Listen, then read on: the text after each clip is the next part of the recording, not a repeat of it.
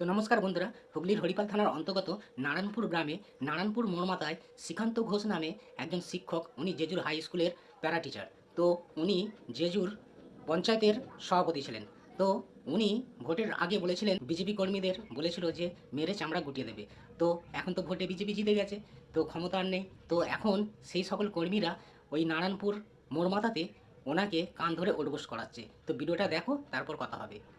যেটা করেছো সেটা বলো, জোরে জোরে বলবে। আমি এই চুপ কর।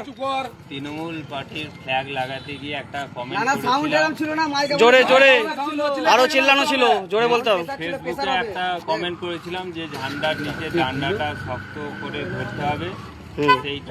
সেটা নয়, ঠিক আছে, এখানে মাইকা বন্ধুরা কি বলেছিলেন সেটা বলুন। মাইক্রোফোন ধরে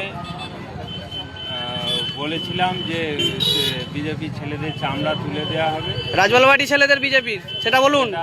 আমি ভুল করেছি, সেই জন্য আমি ক্ষমা প্রার্থী। এবার উঠবোস করুন 40 খানা।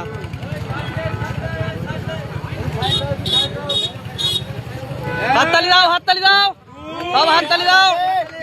3 4 হ্যাঁ 5 তবে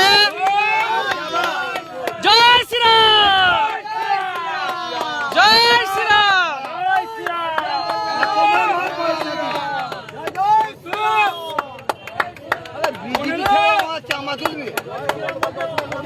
ওটা হয়েছে, দাঁড়ালে হবে না, বেড়ে যাবে, দাঁড়ালি বেড়ে যাবে।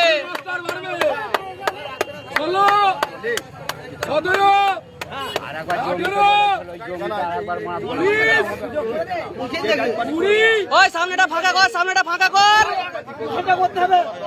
হয়নি হয়নি, 20টা হয়েছে, হয়নি, গুনছি আমরা। 20টা হয়েছে। আর কে বাঁচাবে বলেছিল তাকে মা ডাকতে বল।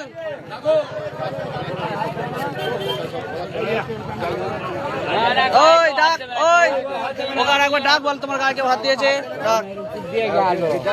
মাস্টার মশাই দাঁড়ান, একবার দাঁড়ান। আপনার গায়ে কেউ হাত দিয়েছে? গায়ে কেউ হাত দিয়েছে? কোনো মারধর করেছে আপনাকে কেউ? ঠিক আছে, জোর জবরদস্তি বলাচ্ছি না তো। তো বন্ধুরা, দেখতে পেলে ওনাকে কী রকমভাবে কান ধরে উঠবোস করালো। তো একটাই কথা বলবো, ক্ষমতা কোনোদিন চিরস্থায়ী থাকে না। তাই ক্ষমতার অপব্যবহার না করে সঠিক ব্যবহার করে ভালোভাবে থাকাটা দরকার। তো আর কিছু বলবো না। ভারতীয় জনতা পার্টি জিন্দাবাদ, এসটি মোর্চা জিন্দাবাদ। আবার দেখা হবে নেক্সট কোনো ভিডিও নিয়ে।